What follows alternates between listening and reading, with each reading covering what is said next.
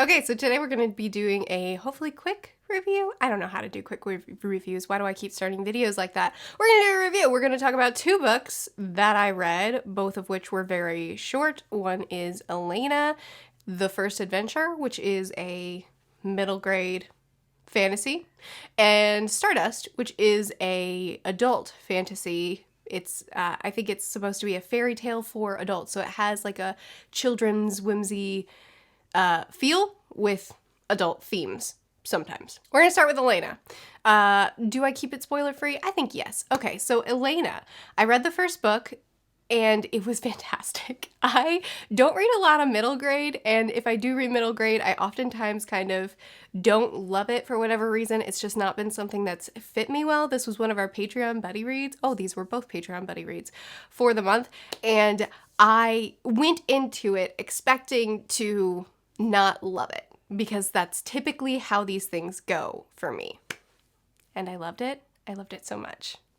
First of all, this book starts off with Alanna and her twin brother, and Alanna she has to go off to be a woman, to train for magic, and her brother has to go off to train to be a knight. They both want opposite things. She wants to be a knight. He wants to study magic, to be a sorcerer. They decide to lie, and now they're twin brothers instead of twin brother and sister, and Alanna is going to go off train to be a knight, and he is going to go off train to learn magic. I love this trope so much. I know I just did a trope video and I didn't talk about this. I love this trope so much. This Mulan trope of the woman, the female, the girl in the book wants a life for herself that she can't have. Well, in Mulan, it was about her dad. She wants a life for herself that she can't have. So she lies about her identity, goes undercover of sorts to fight back and to get the future and the life that she desires. I love that trope so much. So chapter 1, instantly, I'm hooked. And then it just kept being good. Alanna not only is a wonderful protagonist, but she makes fantastic friends in her school too. So we have a trope I love as the foundation, then we have a protagonist that I love, then we have great friendships within the book. Sorry, that's Michael. Anyway, it was great. I enjoyed myself so much. It was a lot of fun. I enjoyed the misadventures and adventures that she went on, and she grew up through this book. This isn't spoilers, this is fine. There was also a scene where she had to reckon with her identity, because she grows up. She grows up throughout this first book and starts developing. So there was a scene where she just hated herself. And she had this really great talk, which was essentially, I guess I'll just say this. Yeah, I'll say this to keep it really spoiler free. This book not only had a female character who was fighting for a future that wasn't available to her, but on top of that, on top of this trope of her going undercover as a boy so that she could get the future that she wants for herself, it also had a great message within the book of you can fight for your future without hating who you are, and like being feminine isn't a negative thing. So it was a celebration of women, like not hating who she is while also fighting for what she's told she can't have because of her femininity. And I loved it so much. Cons, no book is perfect. This book was poorly paced. That feels too harsh, but accurate. So I read, and this shouldn't affect anything because the book is what it is, but I read that the editor strongly encouraged the author to trim down the book, get it real short, because kids won't read long books. And boy, was that a disservice to this book, because the pacing was really jarring. There were scenes that were just skimmed over, that were just, and then we did this for a sentence and then move right on to the next thing. And it was, it made the pacing very jarring and kept drawing me out of it because things would just resolve so abruptly and we'd move right on. So I'm sure that has to do with the editor's choice.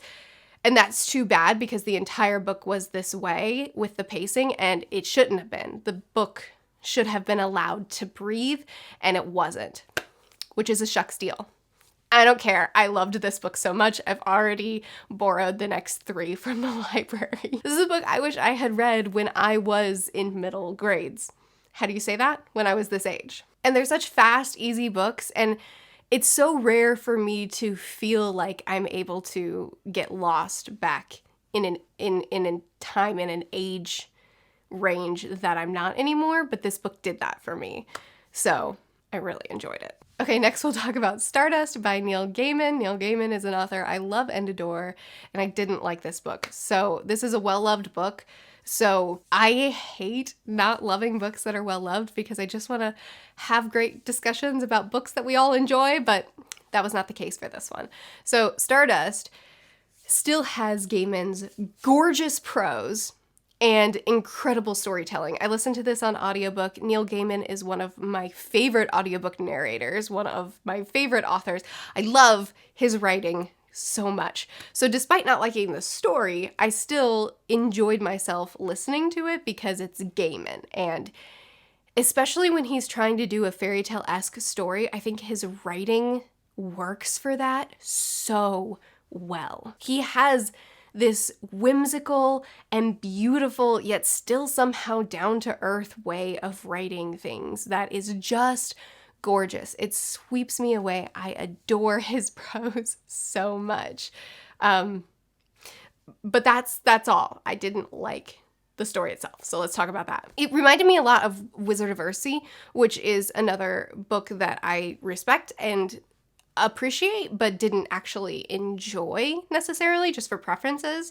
And Stardust reminded me a lot of that. So the basic premise of this book, after that first chapter where we learn about the origins of our main character, and we're actually in chapter 2 with the main character, the basic thing is that he's pursuing this girl very, very persistently, even though she is rejecting his pursuits. And finally, in what seems like a fed up way, she finally says, fine, go get me that falling star, the one that we see right now.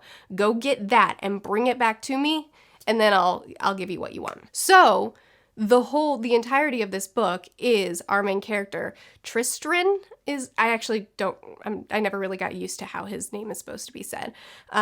He is on a quest, right? So he is on his way to find the star, and he meets many different types of characters and creatures along the way.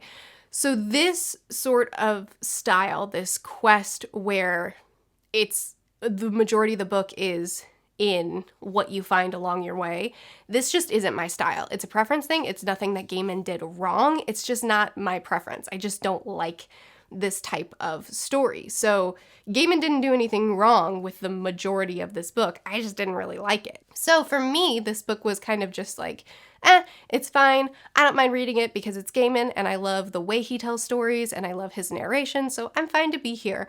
But then the ending is what tipped me over into, I just don't really like this, because I really didn't like the way it ended.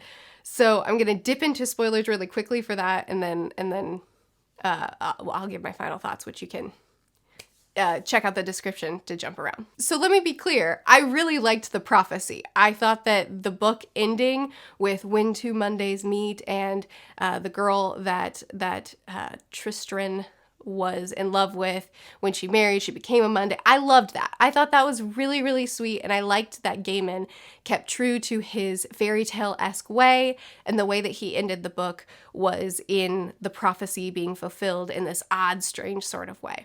That was really fun.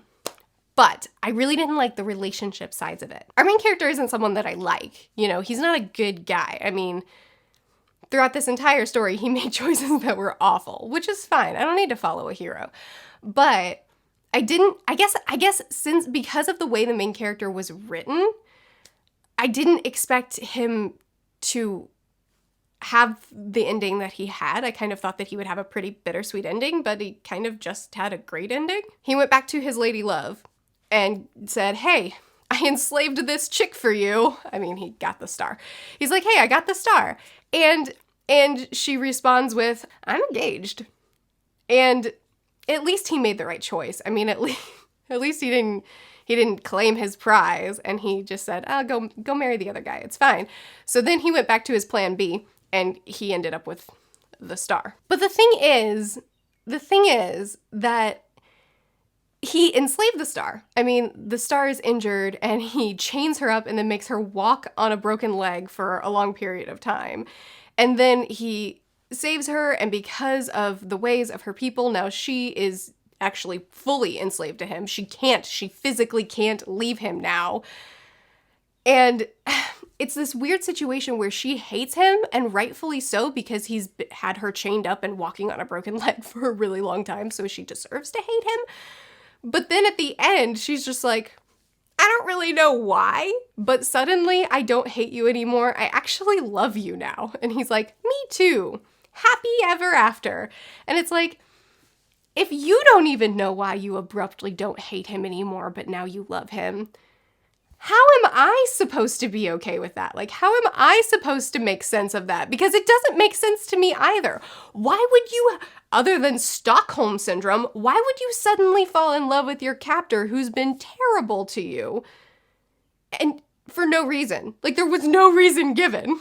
So anyway, I don't hate this book. I don't think it's terrible, but it just really didn't work for me. Like, it really didn't work for me. Between just following a trope that I personally don't care for, and then on top of that, I really didn't like the ending that our main character got. I mean, he wasn't someone that I cared for. He wasn't someone that I expected to, I don't know, have such a great ending of, you could get the girl that you choose, but you let her go off with the other guy, because now you're actually going to choose this girl who you've been awful to but suddenly loves you. I just didn't like it. Anyway, final thoughts. This book didn't work for me.